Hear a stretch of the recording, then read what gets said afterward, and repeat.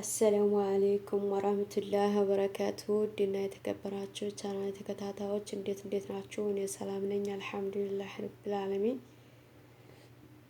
ዛሬ ይዤላችሁ የመጣሁት አጠር ያለች ግጥም ነው። የግጥም ርዕስ ይህች ናት ጀግና ሴት። ለእውቀት የምትለፋ ታታሪ ጀግና ሴት፣ ዲኗን ለመረዳት በሐቅ ላይ ለመጽናት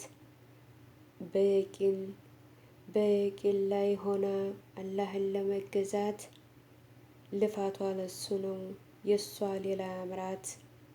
ይህች ናት ጀግናዋ ውበት የተረፋት፣ ሜካፕ ሂውማን ሂሮ ፋሽን የማያቃት፣ የቆንጆዎች ቆንጆ የዓለም ተምሳሌት ናት።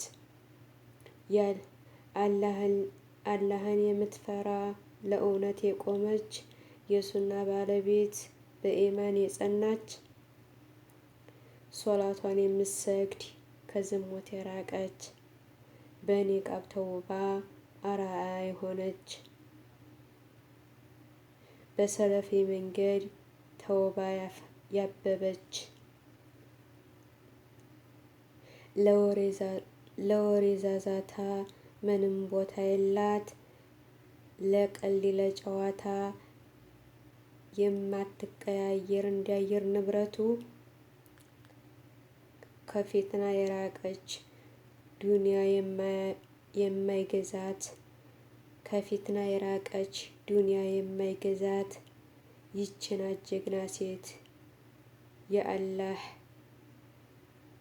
ይህች ናት ጀግና ሴት አላህ የመረጣት። አላህ እያረቀን ከዱንያ ፈተና፣ ስራችንን የሚመር ነገም ለአኺራ፣ ስራችንን የሚመር ነገም ለአኺራ ይላል የዛሬው ግጥሜ። ውዶችዬ ሰብስክራይብ ሼር እያደረጋችሁ አበረታቱኝ። እያበረታታችሁኝ አይደለም ለምታበረታቱኝ ወጀዛኩሙላህ ኸይር በጣም ነው የማመሰግናችሁ። አላሁ ሱብሓነሁ ወተዓላ ያሰባችሁትን ያሳካላችሁ። አሁንም ቢሆን እንድታበረታቱኝ ሼር ኮሜንት እንድታረጉልኝ እንዲሁም ደግሞ ላይክ እንድታረጉልኝ ቻናሌ እንዲንቀሳቀስ ጠይቃችኋለሁኝ። ሰላማችሁ ብዝት ይበልልኝ። አሰላሙ አለይኩም ወራህመቱላሂ ወበረካቱሁ።